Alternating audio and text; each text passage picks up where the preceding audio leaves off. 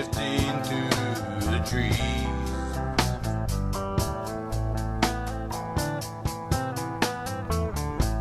And as I stand at the edge of the water,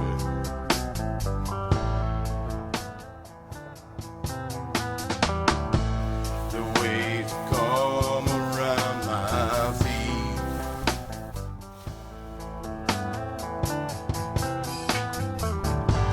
And I pretend that something's changed. And I pretend it's all the same. And I pretend to call my name again. I pretend. Sometimes I swear I feel your presence. The kids and I set up I a reach out my hand, CrossFit touch your course hair. for Daddy.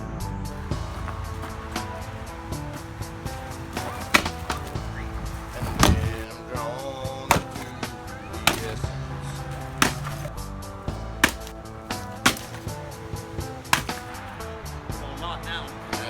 We call him the Urban Wood Slayer.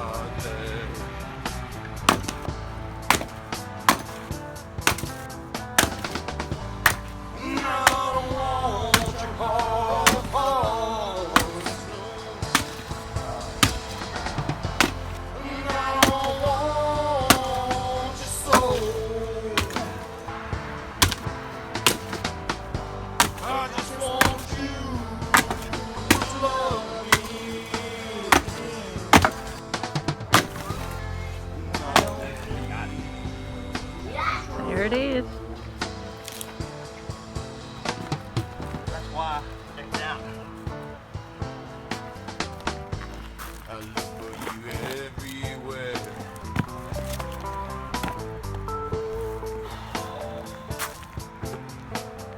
It's a raggedy looking piece of Calling out your name.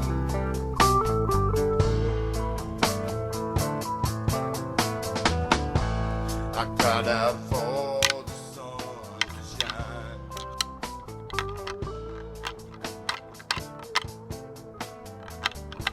But darkness came once again.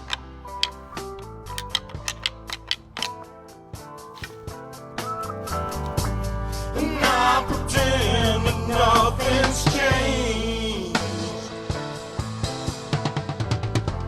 And I pretend it's all. spot. Got a little vantage point on top of this hill here.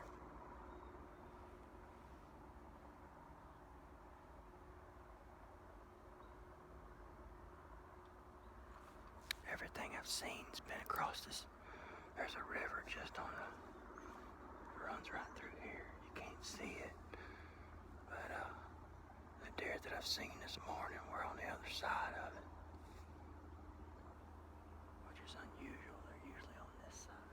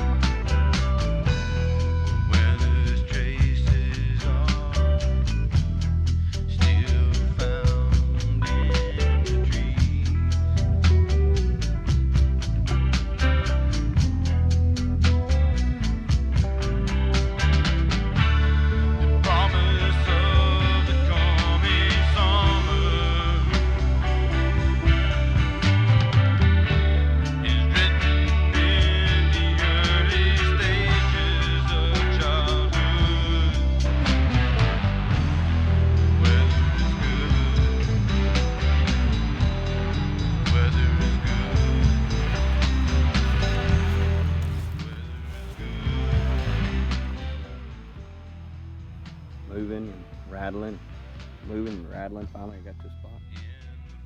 First, I saw 2 does. Then I heard something else coming. Thought it might be a buck behind her. Turns out it was some turkeys.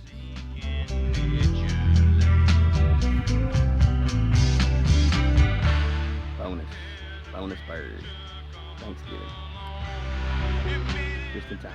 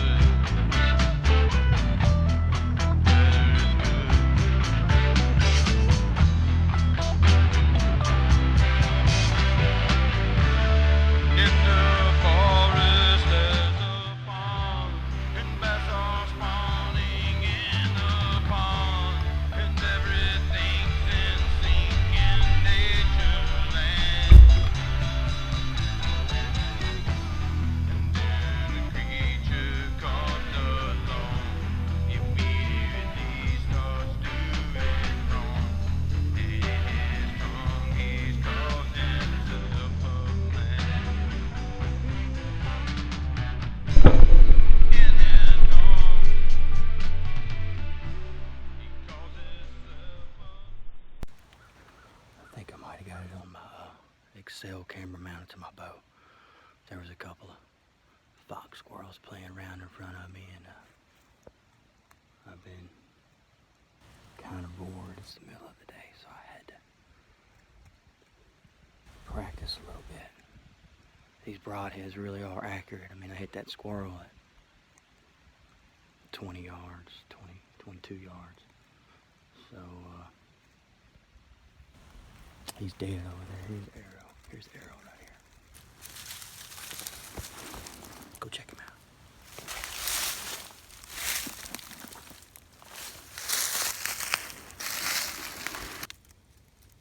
That's exactly where I was aiming it too.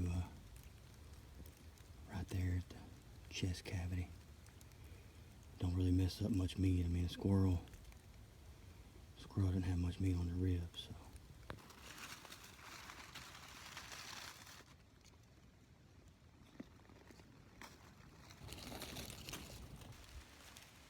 Big old boar, male squirrel, is right there in the chest cavity.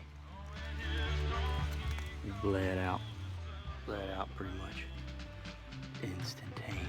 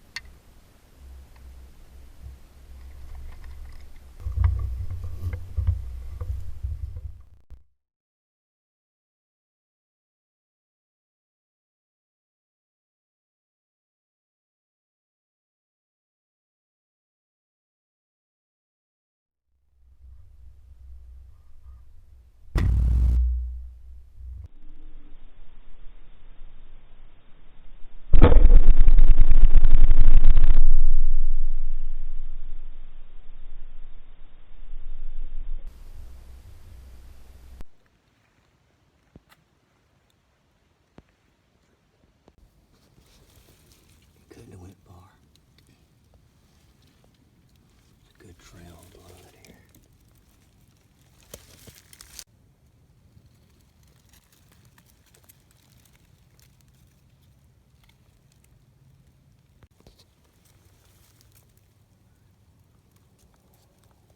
Been a little ways now. It's more blood the further I go. That's a good sign. Obviously, most of you guys know that. I was a little worried though, because I've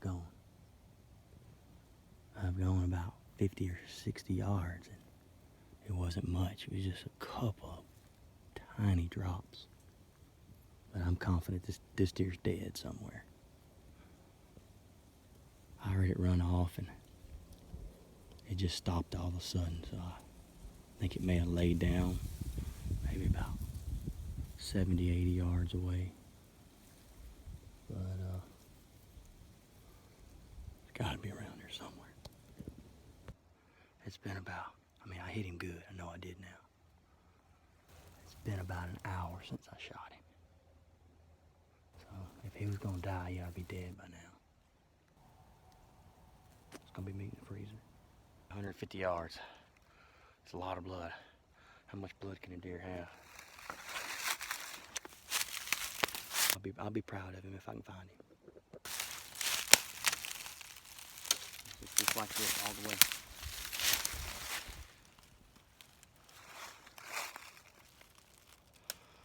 Oh, there he goes. He is. I know where he's at now, though. Keep in mind, I don't film a lot of deer with the camera unless they're already dead. A couple of years ago, I run, a little 4-point spike, 4-point, whatever you want to call it.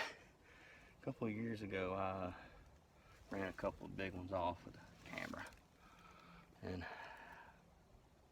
I just kind of almost gave up this year on trying to kill a big one. I've hunted hard and I've been extremely busy at work. And this bad boy right here is gonna put meat in my freezer. And I'm not gonna apologize to anybody about it. Hey man, now I got a long ways to drag this dude. When I was tracking him, a big one ran out with a doe. They were in here rutting, and it was time. There he is. Crashed under a tree. He's got I hit him good too. I've been hitting squirrels and turkeys and all that with this thing. This bow is accurate. It's the Matthews Halon 6. It's just, if I wouldn't have had 100% confidence in my equipment, I wouldn't have took that shot. But it did the job like I knew it would. So I'm fixing to field dress this bad boy, and I'm gonna drag him back up there to that where I was. I don't even know where I am. I'm gonna have to check the map. I know I'm a long ways from the truck. I think there's some railroad tracks over here. I'm gonna try to drag him to these railroad tracks and get him to the railroad tracks, and they're next to the road. So here we go.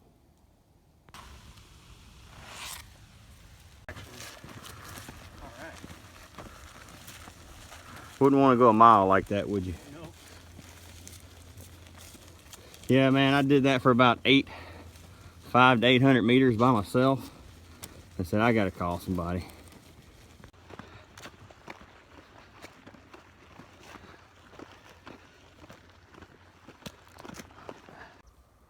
There's the November full moon. They say the deer are the most active 1 week before and 1 week after, so it's almost completely full. We're right there, Aaron.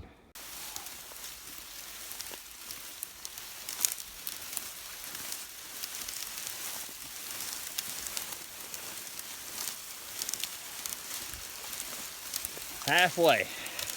One of my favorite parts.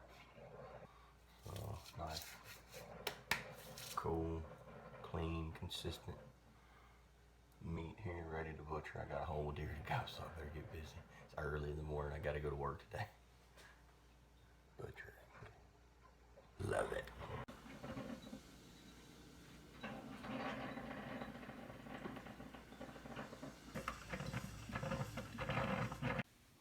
I tell you, drying that meat really made a difference because it hasn't really been maybe 30 minutes. And I've got both front shoulders deboned.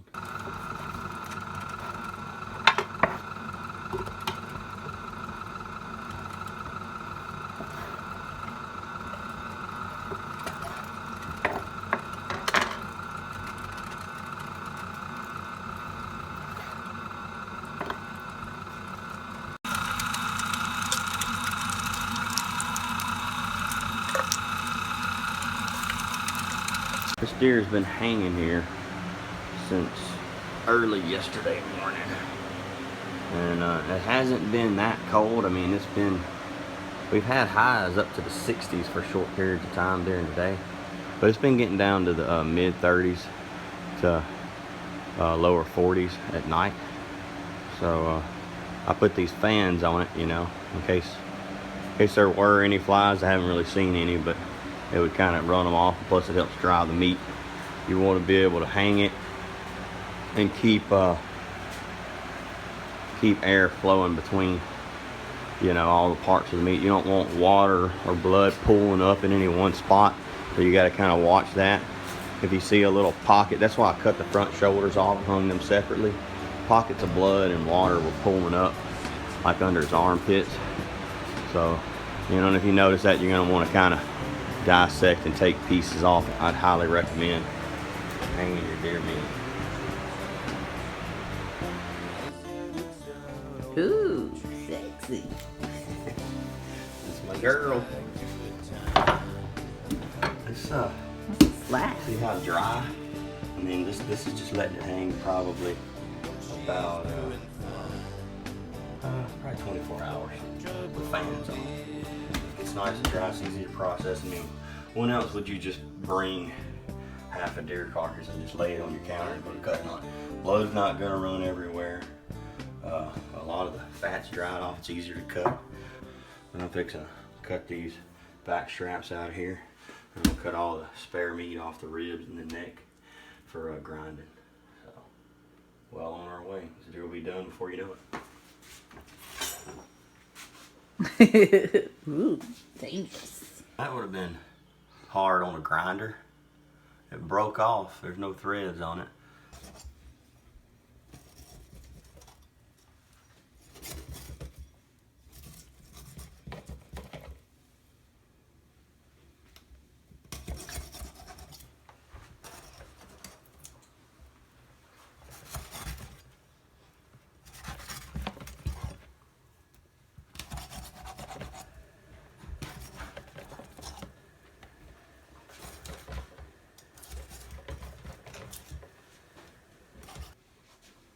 Now that's a clean deer carcass. Showing that pile of meat. That's with the back straps removed out of the pile. That's just off the rib cage, the neck, and the trimmings off the vertebrae. This is the meat not counting the back straps. Obviously I didn't grind those. Just off the rib cage and the vertebrae in the neck.